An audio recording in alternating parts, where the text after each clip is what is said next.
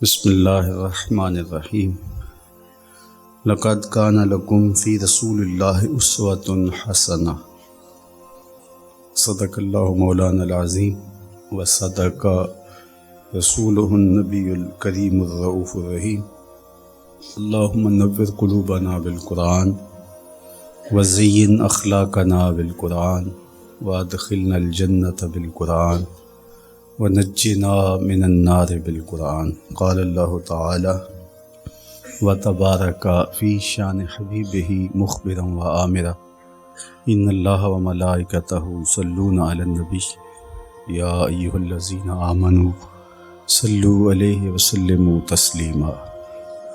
اللہم صلی علی سیدنا و مولانا محمد معدن الجود والکرم صلاۃ وسلام علیکہ یا سیدی یا رسول اللہ وعلی آلکہ و اصحابکہ یا حبیب اللہ۔ حمد و تعریف و توصیف اللہ جل مجدہ الکریم کی ذات بابرکات کے لیے، رسول رحمت شفیع معظم نبی محتشم حضور ختمی المرتبت صلی اللہ علیہ وآلہ وسلم کی حضور ناز میں اپنی عقیدتوں، ارادتوں اور محبتوں کا خراج پیش کرنے کے بعد، واجب الاحترام ذوی الاحتشام معزز و مکرم سامعین، خواتین و حضرات، السلام علیکم ورحمۃ اللہ وبرکاتہ۔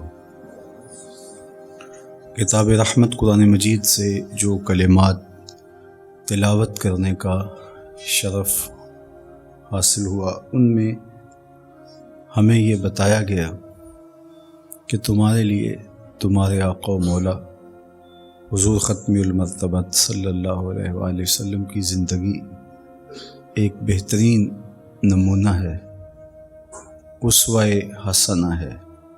ہم اپنی زندگیاں حضور علیہ الصلاۃ والسلام کے بتائے ہوئے طریقہ کار کے مطابق اور آقا کریم کی سیرت طیبہ کی روشنی میں بسر کر کے ایک اچھی اور پاکیزہ، خوشگوار دنیاوی اور دینی زندگی گزار سکتے ہیں۔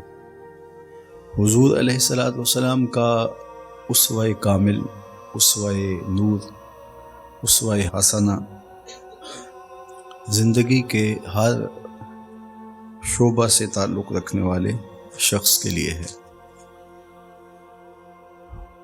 آپ کے فضائل، مناقب، شان و عظمت، تعلق باللہ، نبوت و رسالت اور ختم نبوت کی شانیں، یہ تو ظاہر ہے انہی کا مقسوم ہے، لیکن ہمارے لیے حضور علیہ الصلاۃ والسلام نے جو طریقہ زندگی چھوڑا ہے اور ہمیں ایک ایک چیز بتائی ہے، بڑے سے بڑی چیز بھی اور چھوٹی سے چھوٹی شے بھی حضور نے ہم کو ارشاد کیا انما انا لکم مثل الوالد۔ فرمایا کہ میں تمہارے لیے ایک باپ کی جگہ پہ ہوں، اور جب تم میں سے کوئی شخص واش روم میں جائے، باتھ روم میں جائے، تو وہ اپنا بایاں قدم آگے رکھے۔ تو جس طرح ایک باپ اپنی اولاد کو چھوٹی چھوٹی چیزیں بھی بتاتا ہے اور بڑی بڑی چیزیں بھی ان کو بتاتا ہے، اور اولاد سعادت مند ہو تو اپنے باپ کے قول سے، عمل سے، رویے سے، طرز زندگی سے سیکھتی ہے۔ تو حضور علیہ السلام نے ہمیں تربیت کرتے ہوئے کتنی خوبصورت مثال ارشاد کی کہ انما انا لکم مثل الوالد، کہ میں تمہارے لیے باپ کی جگہ پہ ہوں۔ اور حضور باپ کی جگہ پہ کیوں نہیں ہوں گے جب حضور کی ازواج امت کی مائیں ہیں؟ النبی اولیٰ بالمؤمنین وازواجہ امہاتہم۔ فرمایا کہ نبی مومنوں کی جانوں سے زیادہ ان کے قریب ہے، اور نبی علیہ السلام کی ازواج مومنوں کی مائیں ہیں۔ قرآن مجید میں یہاں اسلوب اتنا خوبصورت ہے۔ ویسے تو قرآن ہے، قرآن جہاں بھی ارشاد فرماتا ہے تو ظاہر ہے کہ خالق کا کلام ہے تو پھر اس کا وصف اپنا ہی ہے، لیکن یہاں ہمارے لیے سمجھنے کی بات ہے، کہا گیا کہ حضور کی ازواج، حضور کی بیویاں اہل ایمان کی مائیں ہیں۔ جب مائیں ہیں تو لا محالہ طور پہ پھر نبی مومنوں کے روحانی باپ لگے۔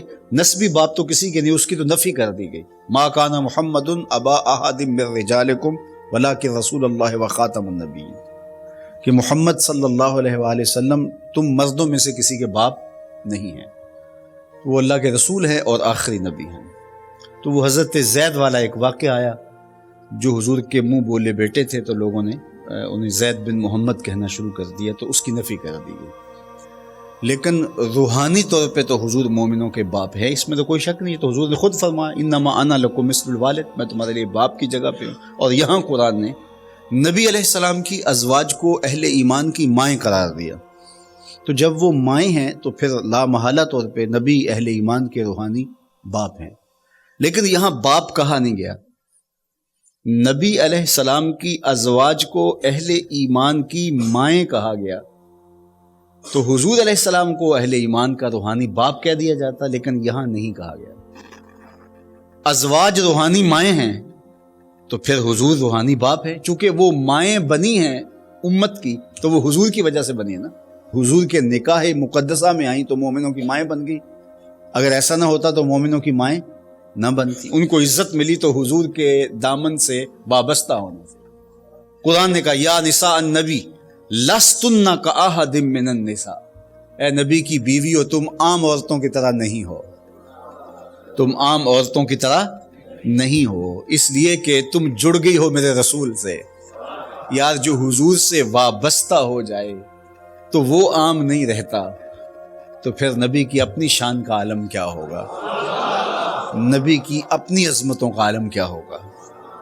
تو جس نقطے کی طرف میں آپ کو توجہ دلانا چاہتا ہوں وہ یہ ہے کہ قرآن نے کہا کہ نبی علیہ السلام کی ازواج اہل ایمان کی مائیں ہیں، تو جب حضور کی وجہ سے وہ مائیں لگی تو پھر حضور علیہ السلام یقیناً اہل ایمان کے روحانی باپ ٹھہرے نا۔ تو ماؤں کا پیار، تو ماؤں کی ہمدردی، ماؤں کی شفقت تو بہت زیادہ ہوتی ہے، تو کہا کہ نبی کے پیار کو دیکھ دیکھ کے ازواج کا پیار امت کے ساتھ، ہمدردی اور شفقت امت کے ساتھ ماؤں جیسی ہو گئی ہے۔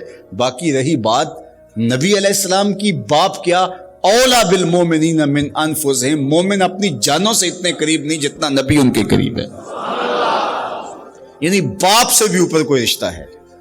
اللہ اکبر، اتنا گہرا اور اتنا گوڑا رشتہ ہے نبی علیہ السلام کا اہل ایمان سے کہ نبی علیہ السلام کی محبت کو دیکھ کر ازواج کا رشتہ بھی ماؤں جیسا ہو گیا، تو نبی علیہ السلام کا رشتہ تو پھر ان کا رشتہ ہے، تو وہ روحانی باپ بھی ہیں۔ لیکن یہاں قرآن نے جو کہا اولا بالمومنین من انفسہم، کہ مومن اپنی جانوں کے خود اتنے قریب نہیں ہیں جتنے رسول اللہ ان کے قریب ہیں۔ اس کا اقرب معنی بھی کیا گیا ہے اور اس کا معنی احق بھی کیا گیا ہے۔ اولا بمعنی اقرب اور اولا بمعنی احق۔ اقرب کا معنی زیادہ قریب اور حق کا معنی زیادہ حقدار، کہ اہل ایمان اپنی جانوں کے خود اتنے حقدار نہیں ہیں جتنا حق رسول اللہ کو حاصل ہے۔ تو جب وہ اتنے شفیق ہیں اور ان کی شفقت کا عالم یہ ہے کہ ازواج مائیں لگی اور حضور روحانی باپ ہوئے اور مومنوں کی جانوں سے قریب ہوئے، تو پھر اہل ایمان کے ساتھ رشتہ کتنا گوڑا ہوگا۔ عزیز علیہ ما عنتم، ارشاد کیا کہ تمہارا مشقت میں پڑنا اس نبی پہ گراں گزرتا ہے۔ جب تم تکلیف میں آتے ہو تو نبی علیہ السلام بے چین ہو جاتے ہیں، تکلیف میں تم آتے ہو بے قرار یہ ہوتے ہیں۔ مبتلائے درد ہو کوئی عضو روتی ہے آنکھ، کس قدر ہم درد سارے جسم کی ہوتی ہے آنکھ۔ یہ نبی کا امت کے ساتھ رشتہ ہے۔ لو تدخل شوکۃ فی رجل احدکم لوجدت علمھا، اے میرے امتی تمہارے پاؤں میں کانٹا بھی چبھے تو اس کی تکلیف مجھے ہوتی ہے، اس کا احساس مجھے ہوتا ہے۔ تو یہ امت کے ساتھ نبی علیہ السلام کا رشتہ ہے۔ تو جب اتنا گوڑا رشتہ ہوگا تو کس قدر نبی کو فکر مندی ہوگی امت کی تربیت کی۔ باپ کا جو رشتہ اولاد کے ساتھ ہوتا ہے تو اولاد کا رخ ٹیڑھا ہو رہا ہو اور ان کی سمجھ ٹھیک نہ ہو تو ماں باپ بے چین ہو جاتے ہیں، ان کا قرار اٹھ جاتا ہے، ان کی زندگی کا سارا چین ختم ہو جاتا ہے۔ میں نے ایسے لوگوں کو دیکھا ہے کہ جو انتہائی غلط زندگی بسر کرتے ہیں، لیکن اپنی اولاد کے بارے میں وہ بھی یہ آرزو رکھتے ہیں کہ ہماری اولاد اللہ کی ولی بنے۔ بے نمازی اپنی اولاد کو پکڑ کے لے آتے ہیں، جناب ہم تو گزار دی جیسے گزار دی، یہ تو پڑھے۔ تو وہ اپنی اولاد کے بارے میں یہ حساسیت رکھتے ہیں، خود ان پڑھ ہوتے ہیں لیکن ان کی آرزو ہوتی ہے ہماری اولاد پڑھ جائے۔ خود جو ہے وہ پھٹے پرانے پہن لیں گے لیکن اپنی اولاد کے بارے میں ان کی حساسیت ہوگی۔ ان کا غلط راستوں پہ چلنا، ان کا گناہ کی زندگی گزارنا، ان کا آوارگی اختیار کرنا، یہ ماں باپ کو گوارا نہیں ہوتا۔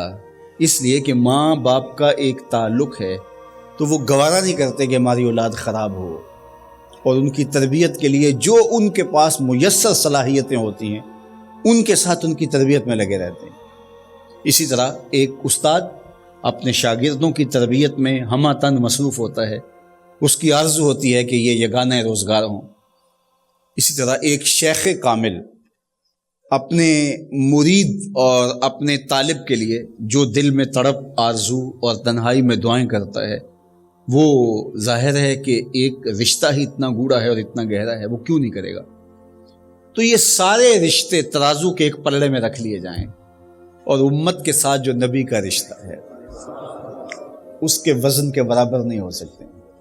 تو پھر حضور کتنا چاہیں گے کہ میری امت صالح ہو، میری امت نیک ہو، اور میری امت کی طبع کے اندر لطافتیں ہوں، شرافتیں ہوں، نجابتیں ہوں، صداقتیں ہوں، اچھائیاں ہوں۔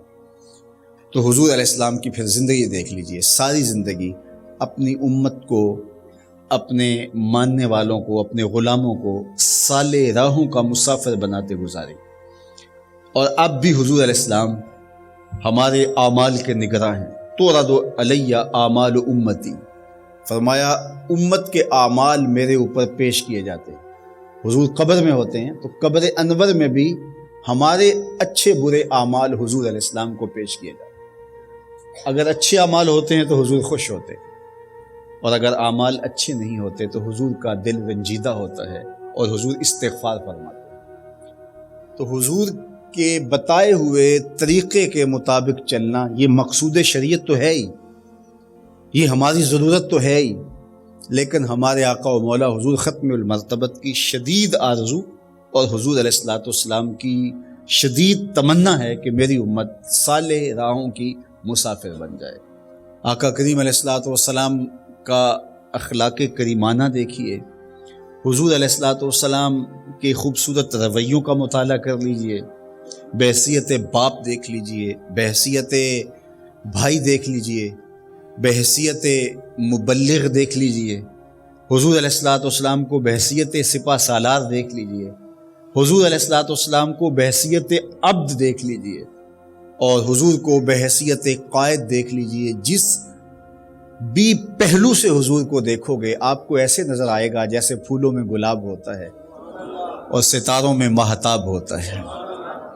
حضور انوکھے اور نمایاں آپ کو دکھائی دیں گے۔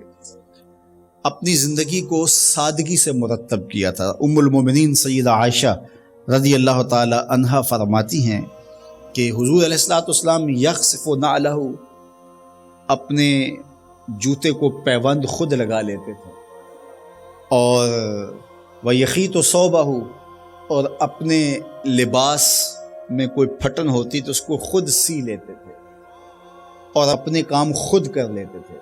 ویحلب شاتہ، اپنی بکری کو خود دھو لیتے تھے اور اس کو خود باندھ دیتے تھے اور اس کے آگے چارہ بھی ڈال دیتے تھے، اور گھر کی خواتین کے ساتھ کام کاج میں بھی ان کی معاونت کروایا کرتے تھے۔ جو کام مردوں کے کرنے کے ہوتے ہیں تو حضور علیہ الصلوۃ والسلام مردانہ شان کے ساتھ وہ کام کرتے اور ازواج کے ساتھ جو ہے وہ ہاتھ بٹاتے۔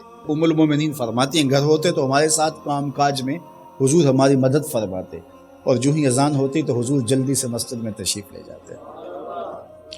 تو یہ میرے اور آپ کے آقا و مولا حضور ختم المرتبت صلی اللہ علیہ وآلہ وسلم کی زندگی، نجی زندگی دیکھیں، گھریلو زندگی دیکھیں، ازواج مطہرات کے ساتھ حضور کا سلوک دیکھیں، حضور کا رویہ دیکھیں. حضور کا جب وصال ہوا تو اس وقت حضور کے نکاح میں 9 ازواج تھی.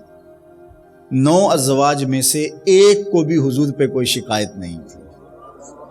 یہ بات کہہ دینا بڑا آسان ہے، لیکن عملاً بہت کم لوگوں کے ساتھ ایسا ہوتا ہے. لیکن حضور جب وصال کرتے ہیں تو 9 ازواج ہیں، ان میں سے ایک کو بھی حضور پر کوئی شکایت نہیں ہے.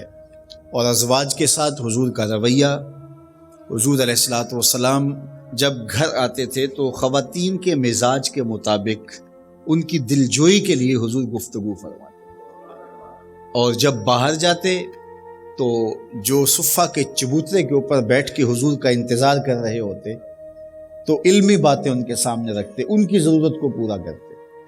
اور مسجد سے باہر نکلتے تو آگے بچے کھیل رہے ہوتے تو حضور علیہ الصلوۃ والسلام یوں بیٹھ جاتے اور بچوں کو کہتے کہ یوں قطار میں کھڑے ہو جاؤ اور دوڑ کے آ کے میرے سینے لگو، جو سب سے پہلے لگے گا اس کو میں یہ انعام دوں گا.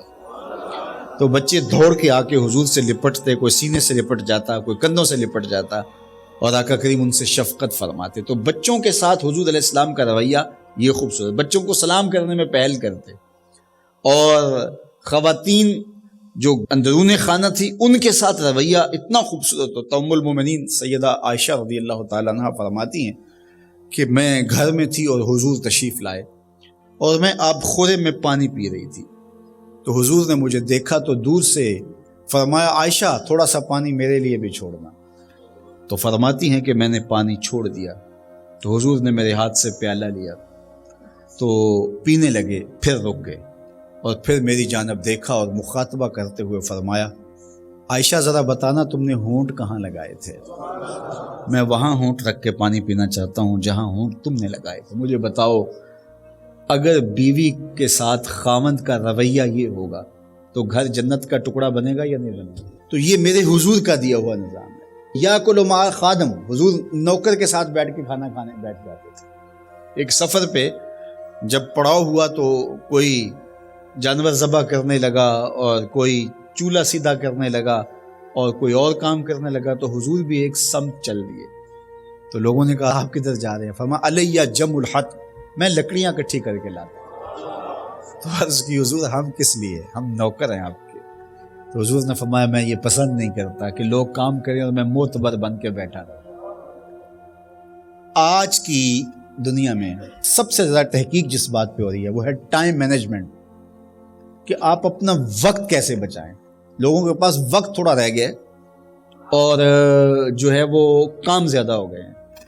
تو وقت کو اس طرح منظم کر لیں کہ تھوڑے وقت میں آپ زیادہ کام دیں. تو اس نقطے پہ آج کی دنیا متفق ہے، جتنے بھی شعبے کے ماہرین ہیں وہ اس نقطے پہ متفق ہیں کہ اپنے کام خود کرنے سے وقت بچتا ہے. اور یہ میرے اور آپ کے آقا و مولا نے صدیوں قبل بتایا.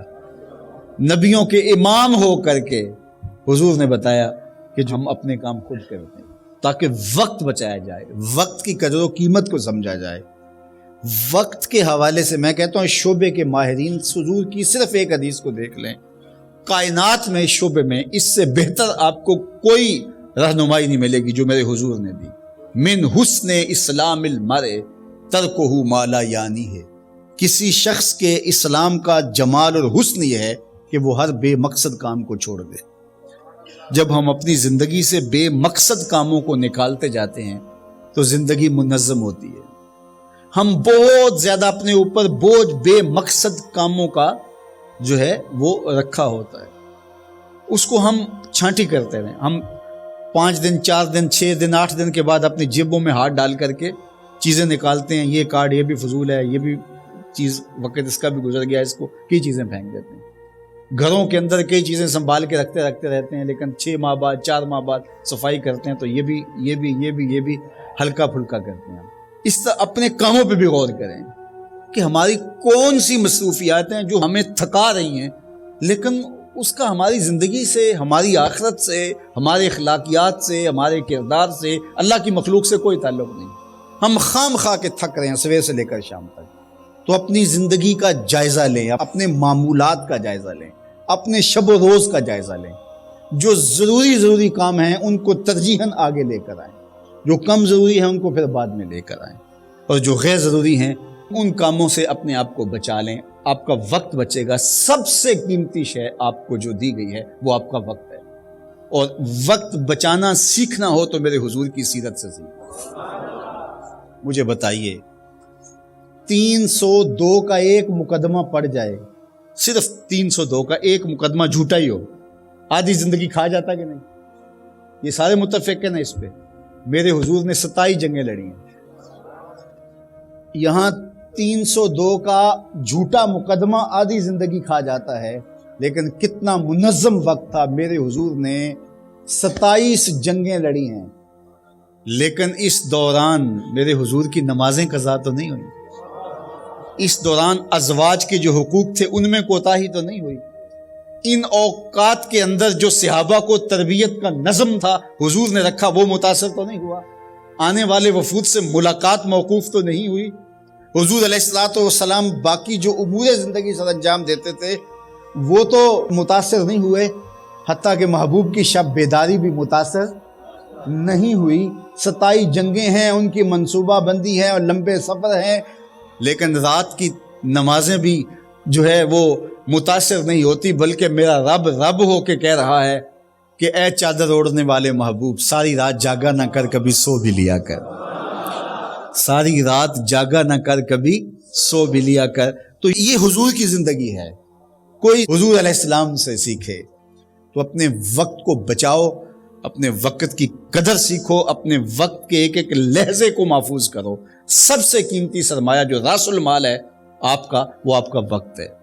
اور جس نے وقت برباد کر دیا، یوں ہی بیٹھے بیٹھے وقت گزار دیا، بے مقصد وقت بسر ہو گیا، تو اس نے اپنا سخت نقصان کیا. تو میرے حضور علیہ السلام کی زندگی بہترین نمونہ ہے. اس کو اسوہ کاملہ نہیں کہا گیا، اگرچہ اسوہ کاملہ بھی ہے، لیکن کہا اسوہ حسنہ. خوبصورت زندگی ہے میرے حضور کی، بہترین نمونہ ہے، خوبصورت نمونہ ہے، حسین نمونہ ہے. یہ زندگی حضور کی زندگی کے مطابق اگر ڈھالنا شروع کر دو گے تو زندگی گزارنے کا نشہ آنا شروع ہو جائے. تو انشاءاللہ یہ مضمون چلتا رہے گا. اللہ مجھے آپ کو اپنی راہوں کا مسافر رکھے گا.